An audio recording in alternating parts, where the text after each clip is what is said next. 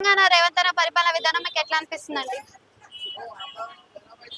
మాకేమనిపిస్తుంది మంచిగానే చేసిండు.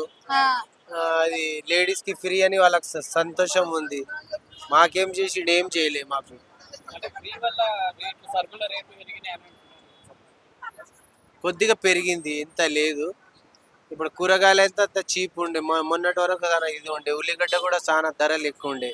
ఇప్పుడు పర్వాలేదు, బాగానే ఉన్నాయి జర కూరగాయలు. అంటే అది బెనిఫిట్ ఉందంటారా లేదంటారా ఫ్రీ బస్ వల్ల? బెనిఫిట్ ఉందమ్మా, మంచిగానే చేసి ఏ విధంగా? మంచిగానే చేసిండు. గరీబులకు ఊర్లకు పోనీకి సౌకర్యం మంచిగానే ఉంది. లేకుంటే 1000 500 1000 ఉంటుండే ఒక లేడీస్ కు తీసుకోవాలి. ఆడోళ్ళకైతే మంచిగానే ఉంది. కానీ ఒక రకంగా లేడీసే అంటున్నారు కదా, ఇది తీసేయండి బాగాలేదు అని చెప్తున్నారు. లేడీస్ ఏం చెప్తలేరు తీసేయమని, వ్యతిరేకత వస్తుంది. పబ్లికే చెప్తుర్రు. ఇది ఎందుకు పెట్టిండు, ఏం కథ, ఎందుకు పెట్టిర్రు, ఎందుకు పెట్టిర్రు లేడీస్ కి ఏమా.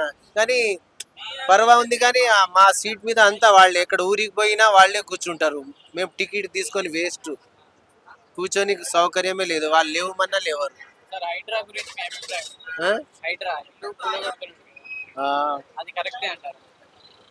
కరెక్టే, అది జర బాగానే ఉంది. వాటర్ అంతా బయట వస్తుంది కదమ్మా, అన్ని చెరువులు అవి గుంతలు ఉండే, ఆ చెరువులంతా మూసేసి ఇల్లు కట్టుకున్నారు అంతా. గరీబోళ్ళే, ఉన్నోళ్ళు ఏం లేరు. అదే అంటే వాళ్ళకి న్యాయం జరగాలంటే ఎట్లా? అంటే పర్మిషన్ ఇచ్చిన వాళ్ళకి తప్ప వీళ్ళు కట్టుకునే వాళ్ళకి తప్ప? అప్పుడు పర్మిషన్ ఇచ్చిన వాళ్ళ తప్పు, ఇల్లది ఏం తప్పు లేదు. ఆ, సో కేసీఆర్ బెస్టా లేకపోతే రేవంత్ రెడ్డి బెస్టా? ఒక దిక్కు కేసీఆర్ బాగుండే.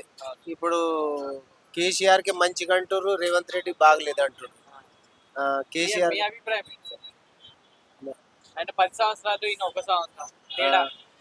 జర బాగానే ఉంది, అంత ఏం లేదు. కానీ అంతా ఈ రేవంత్ రెడ్డి గురించే చెప్తుండు, బాగలేడు, బాగా చేస్తాడు, బాగా చేస్తాడు, బాగా చేస్తలేడు అంటారు. Okay, thank you sir.